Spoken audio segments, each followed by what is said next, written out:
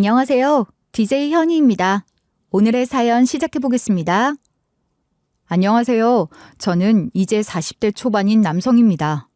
사실 이 채널에 사연을 적어주시는 분들 대부분이 여성분들이신 것 같아서 제가 여기에 익명이 보장된다고 한들 사연을 적는 것이 맞는가 싶은 생각이 들었지만 저에게 일어난 황당한 일을 적지 않으면 속에서 열불이 터질 것 같아서 주체를 할 수 없겠더라고요. 그래도 여기 계신 분들은 이런 사연들을 꾸준히 들어주시는 분들이니 제 선택에 응원을 해주실 거라고 믿고 제 이야기 속 시원하게 한번 털어보겠습니다. 제 이야기들 들어주시고 잘했다고 칭찬 한마디 남겨주시면 힘이 될 것 같습니다. 어릴 때부터 저는 유독 비행기를 좋아했어요. 대부분의 남자아이들이 자동차나 로봇에 빠질 무렵 저는 늘 비행기를 가지고 놀았죠. 하늘을 날 수 있다는 게 얼마나 신기했는지 몰라요. 어떻게 그렇게 무겁고 커다란 고철 덩어리가 공중을 날아다닐 수 있는지 어린 마음에도 그게 너무 궁금하고 신기했어요. 어른이 되면 꼭 비행기를 타보겠다고 그것도 조종석에 앉아서 하늘을 나는 상상을 자주 했습니다. 저희 집은 그저 평범했어요. 넉넉하진 않았지만 여름 휴가철이 되면 제주도쯤은 한번 다녀올 수 있을 정도의 형편이었죠. 어느 해 제가 7살이 되었을 무렵이었어요. 그때도 비행기만 보면 눈을 반짝이던 아이였는데 비행기 모형만 봐도 기종을 척척 알아맞히는 저를 보고 아버지께서 한 말씀 하셨어요. 얘는 파일럿이 되면 잘하겠네. 비행기를 이렇게 좋아하니. 파일럿이 뭐야? 제가 묻자 아버지께서 웃으시며 말씀하셨죠. 비행기 모는 사람이야. 조종사. 우리 아들이 비행기를 좋아하니까 파일럿 하면 딱이지 않겠냐? 그 말을 듣는 순간 제 마음속에 무언가 툭 하고 자리 잡는 느낌이 들었어요. 그래, 난 꼭 파일럿이 될 거야. 그날 이후 제 꿈은 단단해졌죠. 그냥 비행기를 좋아하는 게 아니라 직접 조종하는 사람이 되고 싶었어요. 그러던 중 부모님께서 큰 결심을 하시고 저를 제주도로 데려가 주셨어요.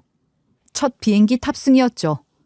김포공항에 도착해서 비행기 표를 건네받고 탑승구 앞에 섰을 때 심장이 얼마나 뛰던지요. 그날을 생각하면 지금도 가슴이 벅차요. 탑승 직전 아버지께서 장난을 치셨어요.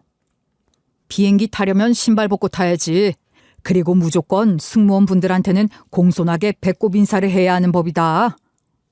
저는 그 말을 그대로 믿고 신발을 벗어 양손에 들고 탔어요. 승무원분들이 저를 보고 웃으셨는데 저는 부끄럽기보다는 비행기를 탈 수 있다는 사실 자체가 너무 기뻤어요. 그날의 저는 그야말로 세상에서 가장 행복한 아이였죠. 비행기 안은 사람들로 가득 차 있었고 커다랗고 무거워 보이는 철제 덩어리가 과연 하늘을 날 수 있을까 싶었어요. 활주로를 향해 천천히 움직일 때마다 긴장감이 커졌고 이러다 날지 못하고 떨어지는 건 아닐까 하는 걱정까지 들었습니다. 숨이 막히듯 긴장이 몰려오자 저는 엄마 손을 꼭 잡았어요. 애가 긴장을 다 하고 그러네. 엄마는 웃으면서 제 손을 꽉 잡아주셨어요. 하지만 생전 처음 타보는 비행기였고 그 상황에서 긴장하지 않는 사람이 어디 있겠어요. 가슴이 두근거리는 가운데 쿠구궁 하는 소리와 함께 비행기가 하늘로 솟아오를 때 창밖으로 펼쳐진 구름 사이를 나는 기분은 말로 표현할 수 없을 만큼 벅찼어요. 그날 이후였어요. 그냥 좋아하던 수준을 넘어서 나는 반드시 파일럿이 될 거야 라고 마음을 굳히게 된 건요. 단순한 동경이 아니라 그 일을 평생 직업으로 삼고 싶다는 강한 확신이 생겼죠. 아직도 생생하게 기억나요. 조종실에 들어가 보지도 못했지만 언젠가 내가 저 안에 앉아서 조종관을 잡고 있을 모습이 자연스럽게 상상되었어요. 어른들이 애가 비행기를 왜 이렇게 좋아할까 하며 웃기도 하셨지만 저에겐 그저 장난감이 아닌 삶의 목표가 되어버렸죠. 그런 마음이 계속해서 저를 움직였고 결국은 그 꿈을 좇아 한 걸음씩 나아가기 시작했습니다. 지금 돌아보면 7살의 그 작은 경험이 제 인생의 방향을 결정지은 순간이었던 것 같아요. 단순한 여행이 아니었고 단순한 첫 비행이 아니었어요. 저에게는 처음으로 진짜 꿈이라는 것이 생긴 날이자 제 삶에 있어 아주 중요한 전환점이었어요. 그날 이후로 저는 정말로 온 마음을 다해 파일럿이라는 꿈을 향해 나아가기 시작했습니다. 보통 아이들이 7살, 8살쯤에 어떤 꿈을 꾸면 자라면서 자연스럽게 바뀌기 마련이잖아요. 어릴 땐 소방관이 되겠다고 하다가도 어느 날은 만화가가 되고 싶고 다음 날엔 갑자기 축구 선수가 되겠다고 하는 식으로요. 그런데 저는 조금 달랐던 것 같아요. 처음부터 끝까지 오직 하나, 비행기만 바라봤어요. 다른 건 눈에 들어오지도 않았고 제 마음속엔 파일럿이라는 세 글자가 단 한 번도 흔들린 적이 없었거든요. 파일럿이 되려면 고등학교를 졸업한 뒤 수학과 영어 실력이 필수라는 얘기를 들었어요. 솔직히 말하면 그땐 좀 억울했죠. 비행기 모는데 왜 수학을 그렇게 잘해야 하지? 하는 생각도 들었어요. 하지만 고도를 계산하고 속도와 연료량을 따지고 또 복잡한 기계를 다뤄야 하다 보니 수학 없이 될 수 있는 일이 아니겠구나 싶더라고요. 그렇게 마음을 고쳐먹곤 정말 죽어라 공부하기 시작했죠. 저는 머리가 유난히 좋은 편은 아니었어요. 남들보다 2~3배는 더 열심히 해야 겨우 따라갈 수 있을 정도였죠. 그래도요, 이상하게 꿈이 있으니까 그게 되더라고요. 지쳐도 포기할 수가 없었어요. 땀을 흘리는 만큼 조금씩 나아지고 있다는 게 눈에 보였으니까요. 그리고 정말 다행히도 저는 국내 항공대학에 진학할 수 있었어요. 비행 이론부터 시작해서 항공 역학, 모의비행 시뮬레이션까지 하나하나 배우면서 느꼈던 감정은 그저 행복 그 자체였어요. 제가 어릴 적부터 그렇게 동경하던 것들을 직접 배우고 있다는 사실이 믿기지 않을 만큼 감격스러웠죠. 기초교육을 끝내고 초보 조종사 자격증을 땄을 땐 이제 진짜 시작이다 싶은 마음이 들었어요. 물론 그걸로는 상업비행을 할 수 없었기 때문에 CPL 자격증까지 이어서 취득했죠. 그걸 계기로 항공사에 입사할 수 있었고요. 부기장으로 처음 입사했을 때 정말 꿈을 이룬 것 같은 기분이 들었어요. 하지만 그게 끝은 아니었죠. 진짜 조종사가 되기 위해선 날마다 비행 시간을 꾸준히 쌓아야 했어요. 저는 정말 비행 외에는 머릿속에 아무것도 없었어요. 그저 하늘, 비행기, 조종관, 계기판 이런 단어들만 하루 종일 떠오를 정도였죠. 영어는 자연스럽게 익혔고 키도 큰 편이라 체격 조건도 좋았어요. 그래서 겉모습만 보면 매력 있어 보였는지 종종 여자분들이 먼저 연락해 오기도 했어요. 하지만 문제는 제가 연락이 잘 안 된다는 거였죠. 어디 갔다 이제 연락해요. 하루 종일 뭐 했어요? 비행했어요. 연습 비행 끝나고 보고서 정리하다가. 그런 저를 이해해주는 사람은 많지 않았어요. 연락은 잘 안 되고 쉬는 날은 불규칙하고 만나자고 하면 스케줄이 겹치고 결국 대부분의 만남은 오래가지 못했어요. 연애보단 비행이 더 중요했으니까요. 이렇게 말하면 제 성격이 어떤지 대충 감이 오시지 않나요? 저는 한번 정한 길은 끝까지 묵묵히 가는 스타일이에요. 오직 목표만을 바라보면서 걷는 성격. 그런 면이 조종실 안에서도 큰 장점으로 작용했어요. 비상 상황에서도 흔들리지 않고 중심을 잡아줄 수 있는 사람이 필요하잖아요. 그래서였을까요? 저는 부기장으로 일하는 동안에도 절대 가벼이 움직이지 않았고 어떤 비행이든 최선을 다했어요. 야간 비행이든 새벽 출발이든 어려운 노선이든 언제나 오케이 했죠. 회사에서 제 별명이 오케이맨이 된 것도 그 때문이었어요. 진우 씨, 갑자기 스케줄이 바뀌었는데 괜찮겠어요? 네, 괜찮습니다. 바로 준비하겠습니다. 이렇게 늘 흔쾌히 대답했죠. 힘들어도 싫은 내색 한 번 안 했어요. 왜냐하면 저는 비행이 좋아서 이 일을 시작했거든요.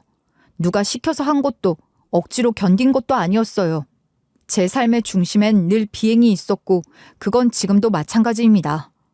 그러던 어느 날 하늘 위에서 사랑이 싹트게 됐습니다.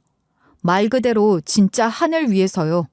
제 아내 김지연 씨는 정말 예뻤습니다. 단순히 외모만 예뻤던 게 아니라 일에 대한 태도나 말투 모든 게 반듯하고 단정했어요. 나중에 알고 보니 그녀는 스튜어디스가 되자마자 바로 프레티스 지석에 배치된 케이스였다고 하더라고요. 처음부터 프레스티지에서 비행했어요? 대단하네요. 영어가 좀 되는 편이라서 운 좋게 그렇게 됐어요. 물론 그것만으로는 부족하죠. 그만큼 실력이 있었고 그 실력을 뒷받침할 만한 매력이 있었으니까요. 눈매가 또렷하고 말투는 정중하면서도 따뜻했고 지시사항을 따를 때도 군말 없이 정확하게 움직이는 모습은 정말 프로 그 자체였습니다. 저는 그런 지연 씨에게 말 그대로 첫눈에 반해버렸습니다. 사실 제가 부기장 중에서도 인기가 꽤 있었거든요. 키도 크고 외모도 괜찮은 편이고 성격도 나쁘지 않다는 소리를 자주 들었으니까요. 그래서인지 저랑 비행을 같이 하고 싶어하는 승무원들도 덜어 있었습니다. 그런데 이상하게도 지연 씨를 보고 나선 다른 사람이 눈에 들어오지 않았어요. 마치 고도가 다른 비행기처럼 그 사람이 제 시야를 완전히 장악해버린 거죠. 그러니 선남선녀가 만나 눈이 맞았고 그 결과는 불보듯 뻔했습니다. 불같은 사랑이 시작됐어요. 지연 씨는 저보다 3살이 어렸지만 말이나 행동은 오히려 더 어른스러웠습니다. 상황을 바라보는 눈도 깊었고 감정에 휘둘리는 법도 거의 없었죠. 저는 그 점에서 더 매력을 느꼈고요. 비행 스케줄이라는 게 서로 맞추기 어려운 일이다 보니 데이트 한번 하려면 일정을 일일이 확인하고 간신히 시간 내서 잠깐 얼굴만 보는 날도 있었어요. 하지만 그렇게 어렵게 만든 시간이라 더 소중했고 더 애틋해졌어요. 멀리 떨어져 있는 시간이 길었던 만큼 서로를 향한 마음은 점점 더 단단해졌죠. 그렇게 1년 반 정도 연애를 이어가다 보니 자연스럽게 결혼 이야기가 나왔어요. 저는 이미 마음을 굳힌 상태였고 지연 씨 역시 저와 같은 생각이었죠. 결혼을 결심한 뒤 처음 처가에 인사를 드리러 갔을 때 기억은 아직도 선명해요.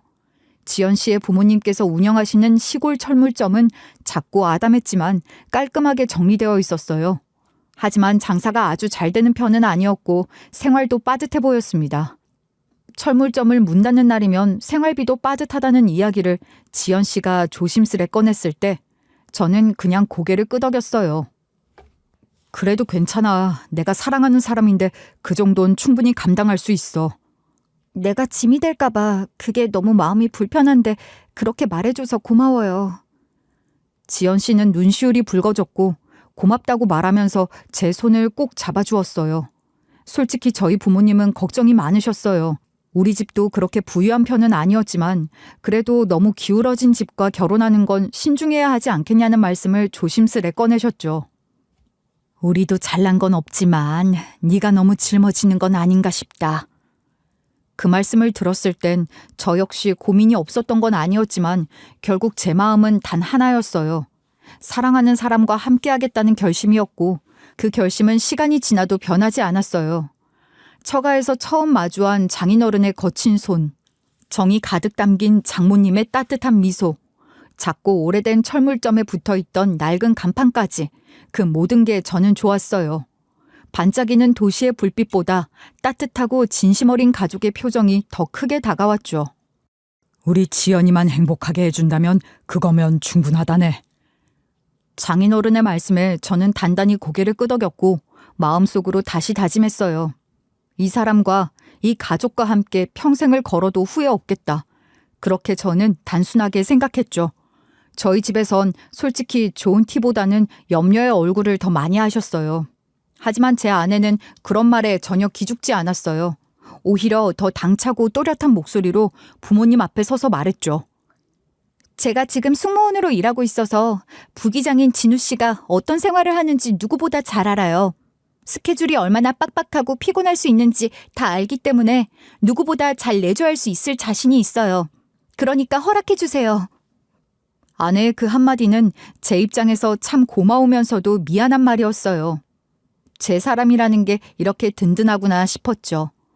부모님도 결국엔 저의 마음을 존중해 주셨어요. 사랑하는 사람이라면 네가 하고 싶은 대로 하라고.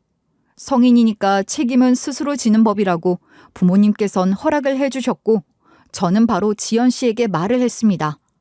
그건 너무나도 서툰 프로포즈였어요. 내가 곧 기장이 되면 연봉도 확 올라갈 거야. 그럼 더 도와드릴 수 있어. 우리 결혼하면 처가댁 무시하거나 모른 척하는 일은 절대 없을 거야. 그건 약속해. 결혼 후에는 신기하게도 모든 일이 술술 풀리는 기분이었어요. 마치 누군가가 너 잘 선택했으니 복 주겠다는 듯이요. 저는 결혼하자마자 대형기 기장으로 승진했어요. 연봉도 오르고 수당도 많이 붙고 해외 장거리 노선을 도는 만큼 숙소 제공 등 복지 혜택도 훨씬 좋아졌죠. 그 무렵 아내는 승무원 일을 정리하고 전업주부로 돌아섰어요. 처음엔 일에 대한 미련도 조금 있었던 것 같지만 이유는 분명했어요. 부모님께서 손주를 보고 싶다는 말씀을 하셨고 아내 역시 긴 비행 스케줄 속에서는 임신이 어렵다 보니 잠시 휴직하고 아이 갖는 데 집중하고 싶다고 했죠. 그런데 마침 그즘 장인어른의 철물점도 문을 닫게 됐어요. 손님이 거의 없고 월세만 계속 나가다 보니 적자만 쌓인다는 이유였죠. 저는 그 사실을 듣고 처가 생활비까지 함께 책임지기로 했어요. 당연한 일이었어요. 아내가 일하지 않으니 경제적 부담은 자연스럽게 제게 몰렸지만 사랑하는 사람의 가족을 책임지는 일에 주저할 이유는 없었죠. 장인어른께는 매달 150만 원씩 생활비를 보내드렸고 그 와중에 허리를 다쳐 디스크 수술을 받아야 했던 장모님 치료비도 전부 제가 마련해드렸어요. 장모님은 병실에서 제 손을 꼭 잡고 눈물을 글썽이며 말씀하셨어요. 기장 승급 이후 제 일상은 훨씬 바빠졌어요. 거의 매달 유럽, 미주, 동남아 장거리 노선을 돌다 보니 10시간이 넘는 비행과 시차 적응 속에서 몸은 점점 지쳐갔지만 마음만은 단단해졌어요. 비행을 마치고 집에 돌아오면 항상 따뜻한 밥상이 기다리고 있었어요. 피곤한 몸으로 문을 열면 주방에서 분주히 움직이는 아내의 모습이 보였고 식탁 위에는 정성껏 차려진 반찬들이 가득했어요. 그 밥상 하나에 모든 피로가 사르르 녹아내리는 기분이었어요. 그 작은 손길 하나하나에 저는 수없이 감동했고 또 다짐했어요. 이 사람을 위해 더 열심히 살아야겠다고요. 그때까지만 해도 저는 세상 누구보다 행복한 남편이자 사위였고 아내를 위해서라면 뭐든 다 해줄 수 있을 만큼 진심이었어요. 결혼한 지 2년쯤 되었을 무렵 아내는 아이를 낳았어요. 1명도 아니고 2명. 바로 쌍둥이였죠. 그 소식을 처음 들었을 땐 기쁨보다 걱정이 앞섰어요. 물론 아이가 생겼다는 사실 자체는 감격스러웠지만 한꺼번에 2명이라니 아내의 건강이 가장 먼저 떠올랐습니다. 아내는 원래 체구가 가늘고 마른 편이었거든요.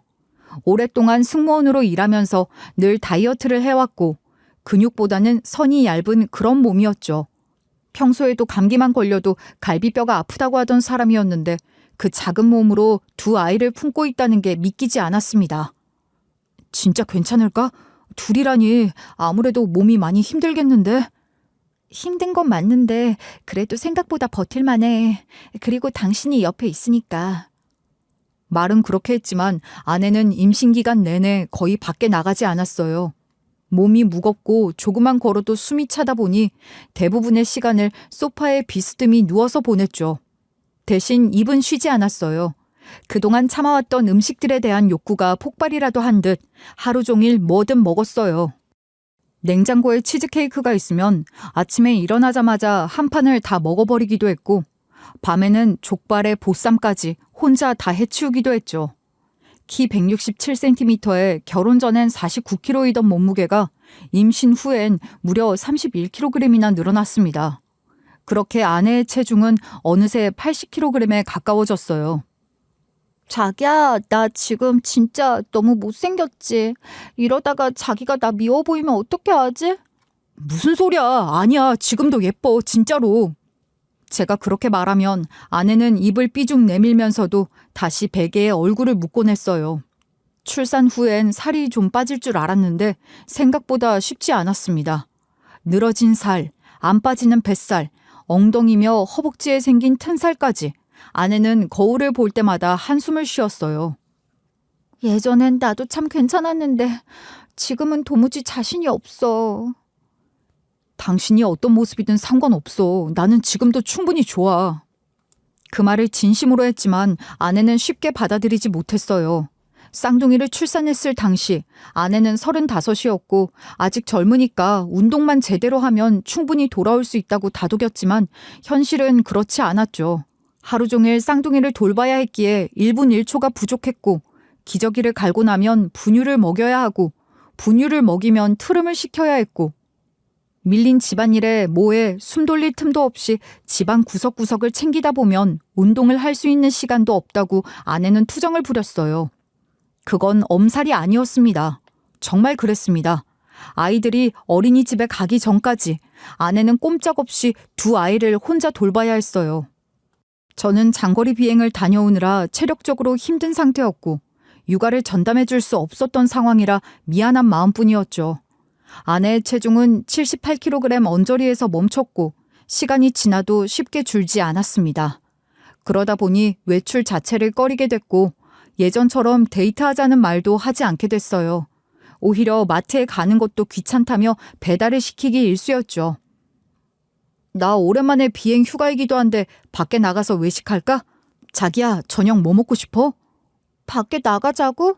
싫어. 딱히 먹고 싶은 것도 없고. 몰라. 그냥 배달시켜줘. 예전엔 예쁘게 화장하고 나서 데이트하자고 졸라대던 사람이었는데 요즘은 집 앞 편의점조차 나가기 싫다고 했어요. 집 안에만 있자니 우울해지고 우울하니까 더 움직이기 싫고 그런 악순환이 반복됐죠. 그 모습을 보는 저는 속이 터지기도 했지만 한편으론 안타까웠어요.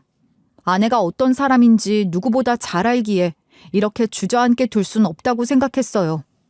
그래, 이렇게는 안 되겠다. 자극을 좀 줘야겠어. 그 순간부터 저는 마음을 단단히 먹었어요. 어떤 방식이든 아내가 다시 스스로를 사랑할 수 있도록 도와주자고요. 제가 사랑했던 사람은 외모 때문이 아니라 자신의 일에 자부심을 가지고 살았던 당당한 여자였으니까요. 그래서 저는 아내에게 함께 헬스장에 다니자고 제안했어요. 원래 저는 운동하는 걸 좋아하는 편이었고 장시간 비행을 할수록 체력 관리가 얼마나 중요한지도 잘 알고 있었거든요.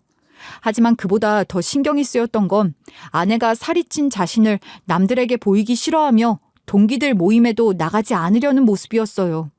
아내가 외부 사람들과의 관계까지 피하려는 걸 보고 상황이 꽤 심각하다고 느꼈죠. 우리 같이 운동하자. 조금씩만 움직이면 기분도 나아질 거야. 나 이제 38살이야. 나이 들어서 그런지 살이 진짜 안 빠져. 예전 같지가 않아. 그 말이 얼마나 우울하게 들리던지요. 그래서 저는 말보단 행동으로 보여주자고 결심했어요. 일단 운동복부터 챙겨놓고 아침마다 억지로 아내를 끌고 나갔죠. 물론 쉽진 않았어요. 오랜 시간 아이들을 돌보느라 체력이 바닥이었고 출산 이후 뼈마디마저 다 벌어져 제자리에 돌아오지 않은 상태였거든요. 아내는 살이 갑자기 찌면서 손목과 발목이 자주 부었어요.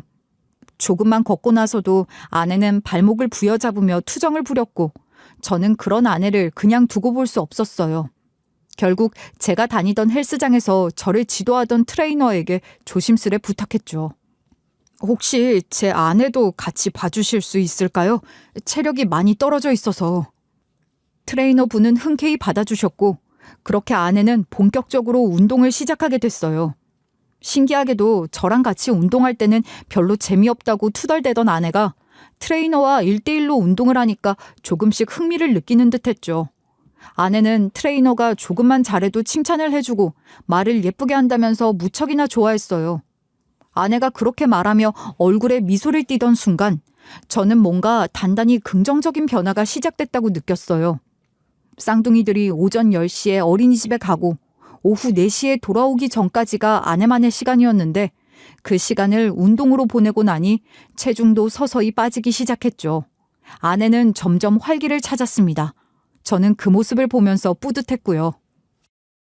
오늘 유산소 40분 했어. 죽는 줄 알았지만 땀나니까 속이 다 시원해. 잘했네. 그렇게 조금씩 하면 돼. 나는 자기가 의지가 있으면 뭐든지 할 수 있는 사람으로 보인단 말이지.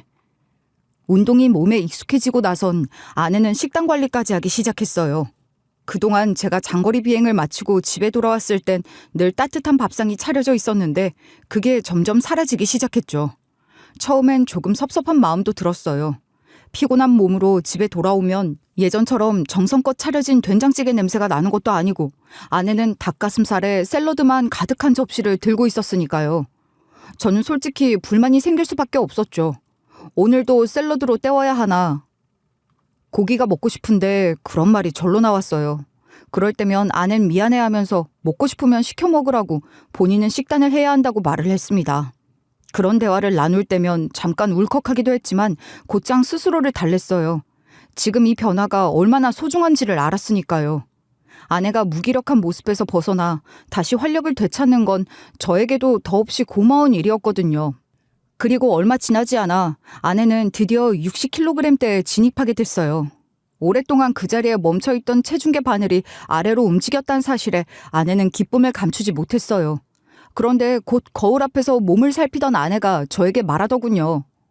살은 좀 빠졌는데 피부가 다 늘어졌어. 튼살도 너무 심하고 거상 수술 같은 거 하면 안 될까? 그거 위험한 수술인 거 아니야? 그런 건 굳이 안 해도 되지 않을까? 지금도 예쁜데. 진짜 너무해. 그런 것도 못하게 해? 내가 얼마나 스트레스 받는지 몰라서 그래. 아내의 진심이 느껴졌어요. 외모 때문이 아니라 자신의 몸을 다시 받아들이기 위한 노력이란 걸 알 수 있었죠. 그래서 결국 저는 거상 수술까지 도와주기로 했어요.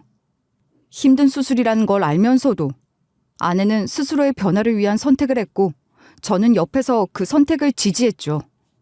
그 이후로 아내는 조금씩 자신감을 되찾기 시작했어요. 예전처럼 옷장을 열며 뭐 입을까 고민하고 쇼핑몰에서 스커트를 고르고 오랜만에 립스틱을 꺼내 바르기도 했죠. 그런 모습을 보는 저는 단순히 아내가 다시 예뻐졌다는 생각보다 이 사람이 다시 자기 자신을 사랑하고 있구나 하는 안도감을 느꼈어요. 그때 저는 알았어요. 우리가 서로를 지지해줄 때 다시금 건강하게 웃을 수 있다는 걸요. 아내는 마침내 50kg대까지 몸무게를 줄이는 데 성공했어요. 마치 결혼 전 그 싱그럽던 시절로 돌아간 것처럼 생기발랄해졌죠. 예전에 맞지 않아서 옷장 깊숙이 모셔뒀던 옷들을 하나씩 꺼내 입어보면서 환하게 웃던 그 모습은 정말 오래간만이었어요. 어머, 이거 나 진짜 다시 이 옷을 입게 될 줄 몰랐어. 예전보다 더 날씬해진 것 같지 않아? 그 말에 저는 웃으며 고개를 끄덕였어요. 사실 그 모습이 보기 좋았던 것도 사실이에요. 다시 자신감을 찾은 아내를 보면서 저 역시 흐뭇했거든요. 하지만 문제는 그 이후부터였죠. 그때부터 아내는 집보다는 바깥 활동에 더 집중하기 시작했어요. 예전엔 제 비행이 없는 날이면 아이들과 함께 시간을 보내고 식사 준비를 하며 집에 머무는 시간이 대부분이었는데 어느 순간부터 운동을 마치고 나면 아이들 친구 엄마들을 만난다며 외출이 잦아졌습니다. 오늘은 나 민지 엄마랑 점심 먹기로 했어. 애들이 같이 놀면 엄마들도 친해져야 하니까. 그렇게 말하면서 당연하다는 듯이 외출을 했고 나중엔 몇 년 동안 나가지 않던 동기 모임에도 참석하기 시작했어요.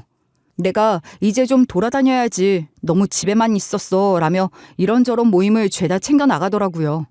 말은 맞는 말이었지만 저로선 조금 서운했죠. 가족과 함께 보내는 시간보다 바깥 일정이 우선인 듯한 느낌이랄까. 그러는 사이 장인어른은 여전히 매달 생활비를 요구하셨고 더 어이없는 건 처제였어요. 어느 날 불쑥 전화를 걸어오더니 조심스럽게 묻더라고요. 형부, 나 유학 가고 싶은데 혹시 좀 도와줄 수 있어요? 처음엔 장난인 줄 알았어요. 하지만 진지했어요. 처제는 이미 30을 넘긴 나이였고 제법 많은 시간을 보내고도 여전히 뚜렷한 직업도 없이 집에 머물고 있었거든요. 그런 상황에서 갑자기 유학이라뇨. 이 집 식구들 혹시 나를 호구로 보는 건가? 그 생각이 머릿속을 떠나지 않았어요. 하지만 정작 아내는 별다른 반응조차 없었어요. 오히려 저에게 이렇게 말했죠. 당신이 원래 우리 집 도와주기로 한 거 아니었어? 가족인데 그런 건 좀 감안해야지. 처제도 나이를 생각해야지. 30이 넘었는데 직장을 진득하게 다닌 적도 없잖아. 갑자기 유학이라니 그것도 좀 이상한 거 아니야? 하고 싶은 게 있나 봐. 근데 나 이번에 PT 트레이너 바꿨어. 좀 더 전문적인 분인데 한 번에 500만 원이야.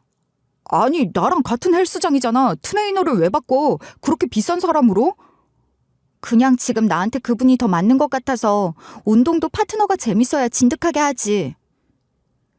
그 상황에서 저는 아내에게 실망하지 않을 수가 없었어요. 상의 한마디 없이 그렇게 큰 결정을 내리고선 뻔뻔하게 요구하는 태도가 낯설게 느껴졌죠. 그래도 아이들의 엄마니까, 아내니까 저는 결국 지원을 다 해줬습니다. 그러다 유럽 장거리 비행 일정이 잡히게 됐어요. 출발 전날 집에서 짐을 싸는데 괜히 마음이 허전하더라고요. 언제부턴가 아내는 제가 어디로 비행을 나가는지도 별 관심이 없어졌어요. 예전엔 이번엔 어디야? 몇 밤 자고 오는 거야? 이렇게 꼬치꼬치 묻던 사람이었는데 요즘은 그저 무덤덤했죠. 그날도 마찬가지였어요. 아이들과 아내가 자고 있는 모습을 보며 공항으로 나섰는데 발걸음이 묘하게 무거웠어요. 비행기 출발 전 아내에게 전화를 걸어봤지만 연락이 닿질 않았습니다. 운동 중이겠지 합리적으로 이해하려 해도 마음 한켠엔 씁쓸함이 남았어요. 아내와의 거리감이 점점 커지는 것 같다는 생각이 들어서요. 그렇게 유럽행 비행기에 올랐고 원래 일정상 나흘 후 귀국 예정이었지만 갑작스럽게 스케줄이 조정되면서 하루 앞당겨 귀국하게 됐어요. 한국에 도착했을 땐 몸이 천근만근이었죠. 장거리 비행이 이어질수록 피로도가 쌓이는 건 어쩔 수 없었거든요. 아내에게 연락을 해둘까 고민했지만 연락을 하지 않기로 했어요. 은근히 서프라이즈를 해보고 싶다는 마음도 있었고 무엇보다 그냥 집에 가서 조용히 씻고 자고 싶었어요. 그래, 오늘은 조용히 들어가서 자고 내일 얘기하자. 그렇게 아무 연락 없이 집으로 향했어요. 그때까지만 해도 제가 집으로 돌아가서 마주하게 될 장면이 제 인생을 바꿀 줄은 몰랐습니다. 조용히 현관문을 열고 들어섰어요. 캐리어는 문간에 조심스럽게 내려두었고 저는 최대한 소리내지 않으려 발 뒤꿈치를 들고 걸었죠. 분명 아내가 집에 있을 시간인데 집안은 이상하리만치 고요했어요. 아이들은 어린이집에 있을 시간이니 그렇다 쳐도 아내의 인기척조차 느껴지지 않으니 괜히 가슴이 쿵쾅대기 시작했죠. 설마 낮잠 자고 있나? 그런 생각을 하며 부엌으로 향했어요. 장거리 비행을 마치고 돌아온 뒤 마시는 찬물 한 잔이 얼마나 큰 위로가 되는지 몸이 기억하고 있었거든요. 그런데 그때였어요. 안방 쪽에서 묘한 소리가 들리기 시작한 건. 천천히 좀 해요. 그러다 쓰러지겠어요. 처음엔 귀를 의심했어요. 그런데 이어지는 말들에 제 이마에 핏줄이 서기 시작했죠. 이 정도는 해야 남자 아니겠습니까? 제 하체 단단하죠? 아유, 그런 말 아무렇지 않게 하고 그래요. 한번 만져보실래요? 이게 다 안팎으로 운동하는 덕분 아니겠습니까? 진짜 선생님도 말하는 거 보면 짓궂다니까. 순간 제 숨이 거칠어졌고 속이 부글부글 끓어오르기 시작했어요. 이게 지금 뭐 하는 소리야? 우리 안방에서? 귀를 의심하면서도 들리는 대화 내용이 너무 노골적이었기에 머릿속은 이미 별의별 상상을 다 하고 있었죠. 그러던 중 들려온 익숙한 목소리. 아이, 선생님, 거기 그렇게 만지면 안 돼요. 그 간드러진 말투에 저는 도저히 참을 수가 없었어요. 손에 들고 있던 휴대폰을 꺼내 카메라를 켰습니다. 현장을 잡자. 일단 증거부터 남겨야 한다. 그런 생각이었어요. 최대한 조심스럽게 안방문으로 다가가 문틈 사이로 카메라를 들이밀었죠. 그리고 문을 살짝 열었는데 엥? 그게 웬걸요? 안방 바닥에 운동 매트가 깔려있고 그 위에서 아내와 헬스 트레이너가 함께 운동 중이었어요. 땀을 뻘뻘 흘리며 덤벨을 주고받고 있었고 트레이너는 아내에게 힘을 더 써야 한다며 격려하고 있었어요. 더 힘주세요, 회원님. 덤벨 5kg 올라갔잖아요. 아, 거기 누르면 진짜 힘들다니까요. 두 사람 다 트레이닝복 차림에 땀으로 온몸이 젖어 있었어요. 누가 봐도 정말 운동을 하고 있었죠. 너무나 열심히, 진짜 진심으로. 그 광경을 보고 저는 그 자리에 주저앉고 말았어요. 그동안 마음속에 소용돌이 쳤던 의심과 상상이 부끄러워질 정도로 명백한 오해였거든요. 제가 주저앉는 소리에 트레이너와 아내가 동시에 고개를 돌렸고 아내가 화들짝 놀라며 소리를 질렀어요. 어머, 여보, 언제 왔어? 내일 오는 거 아니었어? 아니요, 오해하지 마. 진짜 운동만 했어. 거실에는 매트가 안 깔려 있어서 안방에서 한 거야. 이번 주 월요일부터 헬스장이 휴가라 문을 닫았거든. 그래서 선생님한테 집으로 와달라고 했고, 진짜야. 아내는 머리에 땀이 흥건히 젖은 채였고 운동복은 몸에 딱 붙어 있었고 목에는 수건까지 걸려 있었어요. 당황한 얼굴로 얼른 수건으로 이마를 닦더니 급히 제 앞까지 달려왔어요. 말을 하면서도 다급한 표정이었지만 저는 그 순간 웃음이 나왔어요. 오해였던 것도 웃겼고 제 상상력이 너무 앞서간 것도 민망했죠. 괜찮아. 안 그래도 열심히 하는 것 같더라. 나까지 땀이 날 지경이야. 진짜 화 안 났어? 이제 운동 그만하고 씻자. 나 비행 마치고 와서 좀 누워야겠어. 그렇게 안방에서 시작된 오해는 일단락됐고 저는 묵직한 캐리어를 방 안으로 끌고 들어갔어요. 그리고 생각했죠. 사람은 의심보다 확인이 먼저란걸요. 그날 밤 아내가 정말로 제가 오해라도 할까봐 신경을 많이 쓴 건지 오랜만에 진수성찬을 차려주었어요. 그 모습이 참 예뻤고 동시에 미안했어요. 괜한 의심으로 아내에게 마음속으로나마 상처를 준 건 아닐까 싶더라고요. 밥을 먹으며 아내에게 말했죠. 오늘 밥 진짜 맛있다. 당신 운동하는 모습도 보기 좋고 계속 꾸준히 해. 운동비는 내가 아낌없이 대줄게. 아내는 웃으며 고개를 끄덕였고 저는 오랜만에 편한 마음으로 씻고 잠자리에 들었어요. 장거리 비행으로 녹초가 된 몸을 침대에 눕히자마자 잠이 쏟아졌고 저는 초저녁부터 깊게 잠들었죠. 그런데 이상하게도 새벽 2시쯤 갑자기 잠에서 깼어요. 원래 한 번 잠이 들면 10시간은 좋게 자는 체질인데 그날은 어딘가 불편한 느낌에 잠이 깬 거였어요. 순간 옆자리를 더듬었는데 아내가 없는 거예요. 화장실 갔나? 그렇게 생각하고 한참을 기다려도 돌아오질 않길래 조심스레 일어나 아이들 방으로 가봤어요. 혹시 아이들이 깨서 그 옆에 누워있는 건가 했거든요. 그런데 아이들 방도 조용했어요. 두 아이는 곤히 자고 있었고 아내의 그림자는 보이지 않았어요. 이 시간에 어디 간 거지? 묘하게 마음이 불안해졌어요. 괜한 감정이라 생각하면서도 가슴 한쪽이 자꾸 쿡쿡 찔리는 듯했죠. 다시 방으로 돌아가려던 찰나 거실 식탁 위에 놓인 아내의 노트북이 눈에 들어왔어요. 화면이 어두워져 있었지만 전원이 켜져 있었고 뚜껑을 여는 순간 대기 화면이 풀리더니 메신저 창이 떠 있었어요. 원래는 이런 걸 들여다보는 성격이 아니에요. 사생활은 존중받아야 한다고 늘 생각해왔고요. 하지만 그날은 이상하게도 손이 저절로 움직였어요. 그냥 무의식 중에 뭔가에 끌리듯 클릭을 했죠. 그리고 메신저 창에 떠있는 대화 내용을 보고 저는 그대로 굳어버렸어요. 아까 진짜 들킬 뻔했잖아. 심장 내려앉았다고. 방에 다행히도 덤벨이 있었으니까 넘어갔지. 들켰으면 바로 이혼 아니야? 이혼으로 끝나겠어? 우리 집에서 남편한테 받는 돈이 얼만데 그거 다 뱉어내라고 하면 진짜 죽음이야. 눈을 의심했어요. 이게 정말 아내의 대화가 맞나? 제 손끝이 덜덜 떨리기 시작했어요. 계속해서 내려보니 대화는 더 노골적이고 충격적이었죠. 그래서 언제까지 이렇게 숨어서 만나야 하는데? 나쁘지 않잖아. 스릴도 있고. 아까 자기가 현관문 열리는 소리 들린다고 안 했으면 우리 진짜 맨몸으로 쫓겨나는 거였다고. 그리고 자기는 내 덕에 돈 벌어서 좋은 거 아니야? 그렇지. 내가 회원들한테 PTV 받는 건 100인데 자기는 남편한테 말 잘해서 500씩 갖다 주니까. 그러니까 앞으로도 나한테 잘하라고. 순간 뒷목이 찌릿해졌어요. 귀에서 윙윙거리는 소리가 들리는 듯했고 속이 울렁거리기 시작했어요. 아내가 차려준 저녁 밥상이 떠올랐고 그것들이 전부 입안으로 역류하는 듯한 기분이 들었죠. 불과 몇 시간 전까지만 해도 오해해서 미안하다며 마음속으로 자책했던 그 마음이 단 몇 줄의 메시지로 산산조각이 나버렸어요. 이게 뭔 일일까요? 대체 뭐냐고요?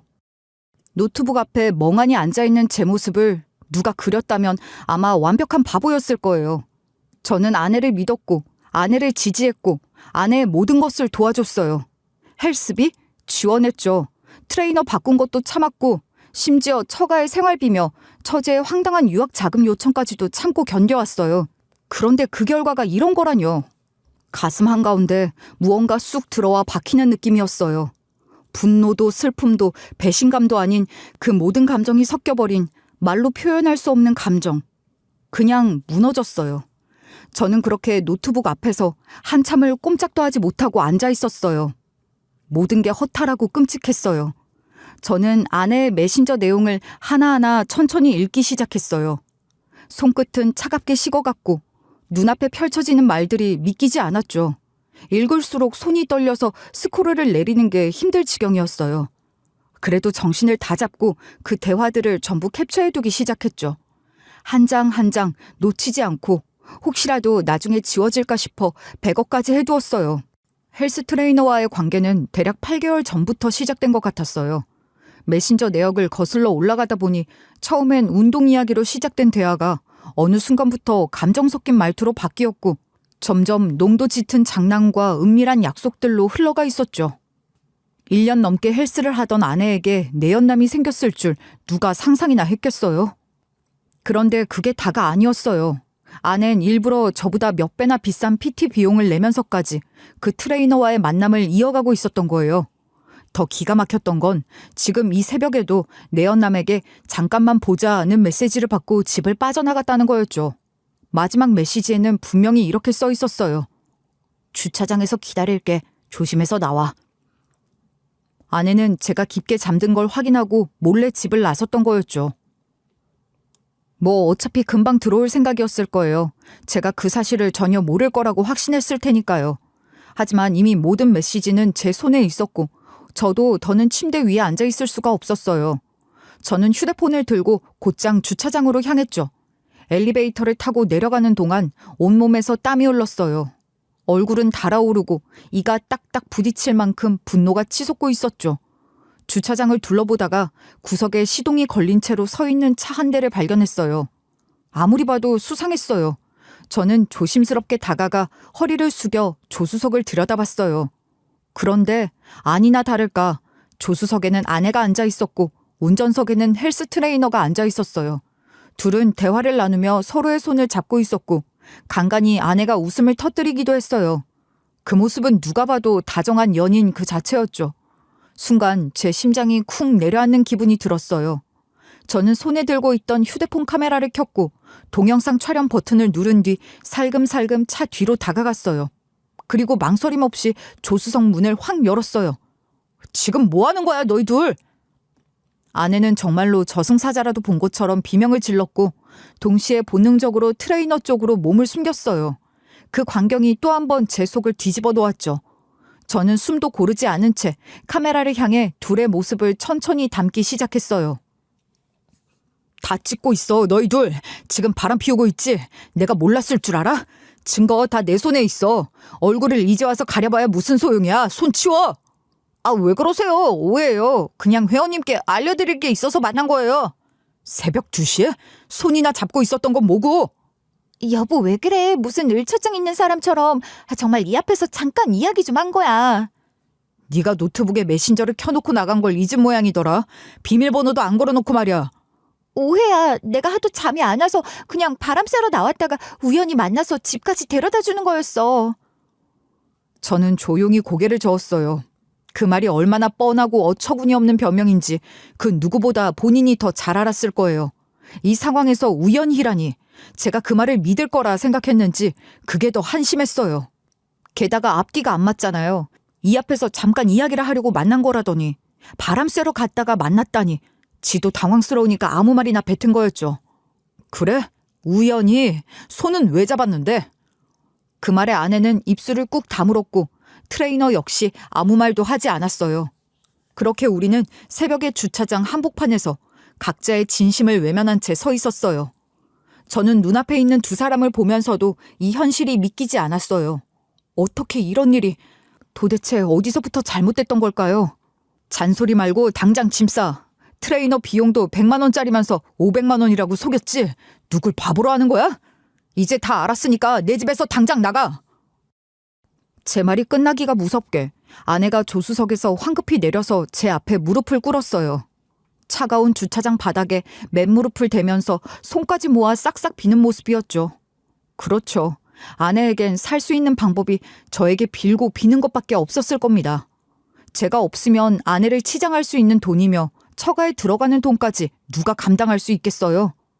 잘못했어. 진짜 잘못했어. 나 잠깐 정신이 나간 거였어. 저 사람은 그냥 스쳐 지나가는 인연일 뿐이야. 진심 아니었어. 마음 준 적 없어. 그래서 뭐? 마음을 줬든 몸을 줬든 그게 뭐가 중요하냐? 남편 있는 여자가 바람을 피웠다는 그 자체가 문제지. 나 진심으로 봐줄 수 없어. 매달 생활비 요구하는 당신 아버지도 지긋지긋하고 유학비용 보태달라는 당신 동생은 더 어이없어. 그게 제정신이냐? 아니, 그건 나는 그냥 가족이라 모른 척하고 살 수 없었다는 거 당신도 잘 알고 있잖아. 가족이면 뭘 좀 감사할 줄이나 알아야지. 내가 어떤 생각으로 그동안 다 참고 넘어간 줄 알아? 사람으로서 염치라도 있으면 그래도 이해는 해보려고 했을 거야.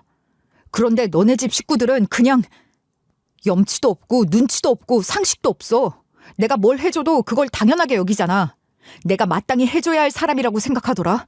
너도 마찬가지야. 살찐 동안에는 조용히 있다가 살 빠지고 예전처럼 돌아가니까 그때부턴 딴 남자랑 썸 타?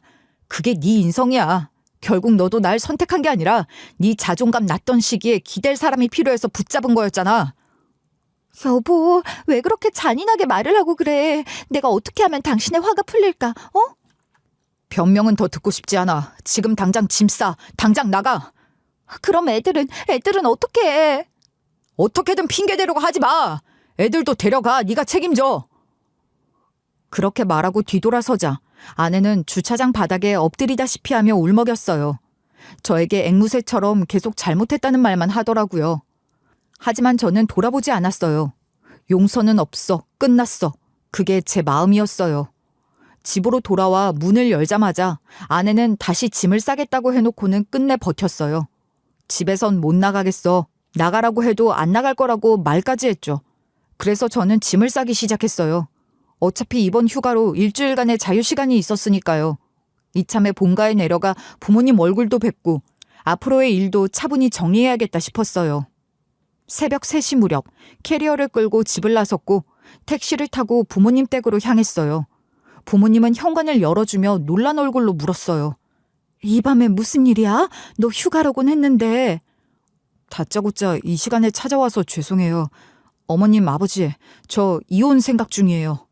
그 말에 부모님은 얼어붙으셨어요. 무슨 일이냐며 다그치듯 묻고 싶어 하셨지만 저는 일단 자고 내일 아침에 다시 이야기를 하겠다고 했어요. 그렇게 방에 들어가 그대로 잠이 들었어요. 머리가 아프고 마음도 지쳐 있었기에 더는 아무 생각도 하고 싶지 않았어요. 아침이 되자 부모님은 저를 조용히 깨웠고 저는 그제야 천천히 어젯밤에 있었던 일을 말씀드렸어요. 부모님의 표정이 굳어졌지만 더는 감정적으로 반응하지 않으셨어요. 그럼 어쩌려고 하니 묻기에 저는 짐을 챙기고 곧장 변호사 사무실로 향했어요.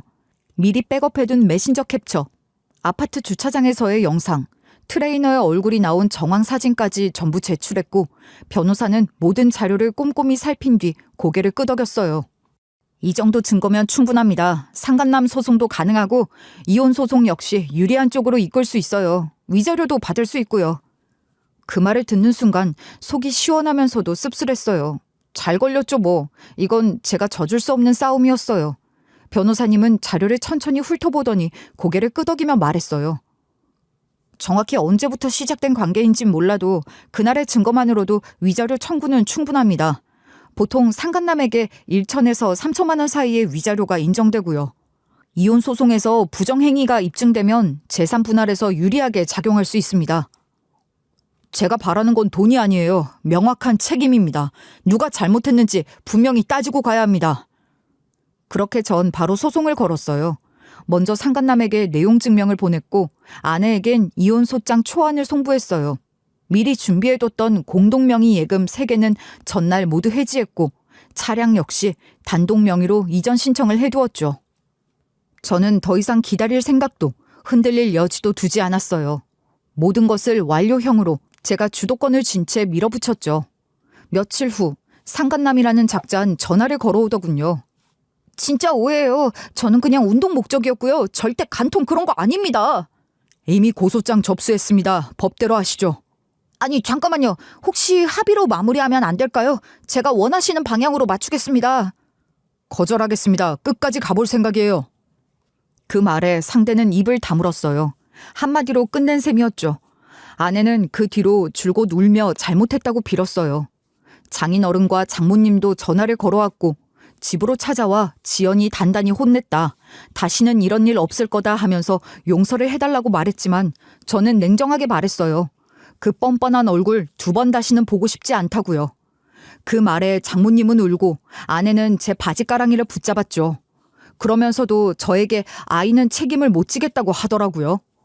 그때 저는 참았던 분노가 터져나왔어요. 왜? 이제 돈줄 떨어져서 애도 못 키우겠냐? 그래 좋아. 애는 내가 키워.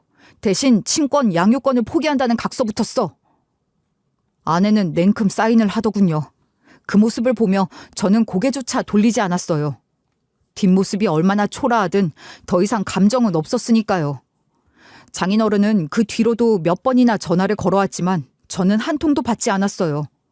통화 기록이 계속 남아있었지만 열어보지도 않았습니다. 받은 상처가 너무 깊었고 돌아갈 이유도 명분도 없었거든요. 어릴 때부터 전 하나에 꽂히면 끝을 보는 성격이었어요. 집요하다는 말 수도 없이 들었죠. 그런 제가 이혼 소송 하나 못하겠어요? 이혼은 생각보다 간단했어요. 아내는 명백한 귀책 배우자였고 제가 확보한 증거가 워낙 명확했기 때문에 재판부도 별다른 이견 없이 이혼을 인용했죠. 아내는 위자료 3천만 원을 제게 지급해야 했고 아이들에 대한 양육권과 친권은 모두 박탈당했어요. 공동 명의로 되어 있던 예금 역시 전액 제 기여분으로 인정받아서 전부 제 명의로 귀속됐고요. 아내 쪽에서 재산 분할을 신청했지만 실질적 기여도가 인정되지 않아 기각됐다는 결과를 받았죠. 상간남, 그러니까 그 헬스 트레이너는 별도로 상간자 위자료 소송을 진행했어요. 처음엔 얼토당토 않는 변명을 늘어놓더라고요. 운동 목적이었고 신체 접촉은 수업의 일환이었을 뿐이라나. 그래도 법원은 단순한 접촉 이상의 내밀한 메시지들과 야밤의 만남, 차량 안에서의 영상 등을 종합해 불륜으로 판단했고 그에게도 3천만 원의 위자료를 명령했어요. 그 일 이후 두 사람의 불륜은 헬스장에도 알려졌어요. 어떻게 퍼졌냐고요? 그건 제가 조금 손을 썼죠. 이혼 후 아이들을 데리고 어린이집에 다니다 보면 자연스레 다른 엄마들과 마주치게 되잖아요. 그중 한 분이 물으셨어요. 어머, 애엄마는 요즘 얼굴이 안 보이네요. 그 말에 저는 일부러 조용히 마치 큰 비밀이라도 털어놓은 듯한 표정으로 말했죠. 그게요. 사실은 우리 이혼했어요. 헬스장에서 바람이 나서요. 비밀이에요. 그렇게 말했지만 엄마들 사이에 비밀이란 건 없잖아요. 말은 곧장 퍼졌고 결국 그 헬스 트레이너는 헬스장에서 쫓겨났어요. 퇴출당한 뒤에도 연락이 온 건 없었어요. 대신 헬스장 측에서 연락이 왔죠. 해당 트레이너의 문제로 불편을 드려 죄송합니다. 회원님이 과다 지불한 비용은 환불 처리 도와드리겠습니다. 내부적으로도 조치 중입니다. 그래요. 헬스장도 자기 평판이 걸려 있으니 조용히 마무리하고 싶었던 거죠. 그렇게 저는 환불까지 받았고 트레이너는 업계에서 사실상 매장당했다는 이야기를 들었어요. 현재는 인근 도시에서 야매 PT를 한다더군요. SNS도 닫혔고 연락처도 바뀌었다고 해요. 아내는요, 결국 친정, 그러니까 시골로 돌아간 것 같아요. 서울 생활에 익숙해진 사람이 조용한 시골 마을에서 견딘다는 게 말처럼 쉽지는 않을 거예요. 전기장판도 안 켜진 방에서 부모님 눈치 보며 살고 있다는 소문이 들렸어요. 한밤중에 술에 취해 저에게 전화를 몇 번 한 적도 있었죠. 새벽 2시, 3시쯤 전화가 울리더군요. 그때마다 화면을 보고는 한숨을 쉬고 조용히 끊어버렸어요. 받을 마음도 없었고 받아줄 이유도 없었으니까요. 지금 저는 아이들과 함께 본가에서 지내고 있어요. 혼자 두 아이를 책임지는 게 결코 쉬운 일은 아니에요. 비행 스케줄이 길다 보니 부모님께 아이들을 맡겨야 할 때가 많고요. 그런 부모님께 늘 죄송한 마음뿐이에요. 가끔 제 어머니가 이놈아 너도 살아야지 하시면서 제 도시락을 싸주시고 아버지는 등하원 시간을 맞춰 아이들을 어린이집에 데려다 주세요. 하지만 저는 다시 일어섰어요. 무너질 줄 알았던 마음은 아이들 덕분에 버텼고 아이들 덕분에 저는 지금도 앞을 보고 있어요. 제 아이들에게만큼은 부족한 부모가 되지 않겠다고, 다시는 실망시키지 않겠다고 다짐하고 있어요. 그리고요, 양육비요. 저는 아내에게도 그 책임을 지게 하고 있어요. 법적으로 정해진 양육비는 꼬박꼬박 청구하고 있습니다. 어차피 애초에 책임지지 않겠다고 했던 사람이지만 법은 책임을 묻더라고요. 매달 통장에 입금되는 그 돈을 볼 때마다 이건 돈이 아니라 의무의 잔재라고 생각해요. 이제 저는 싱글데디로 살아갑니다. 물론 예전과는 많이 달라졌죠. 하루하루가 정신없고 아이들과 함께 보내는 시간에 익숙해지기까지는 시간이 필요했어요. 그래도 저는 다짐했어요. 우리 아이들, 내가 반드시 잘 키워낼 거라고. 인생은 한번 무너졌다고 끝나는 게 아니니까요. 다시 일어나는 사람이 결국 이기는 거예요. 저 잘했죠? 제 이야기를 끝까지 들어주신 여러분께도 즐거운 나날이 지속되길 바라며 사연을 마치겠습니다.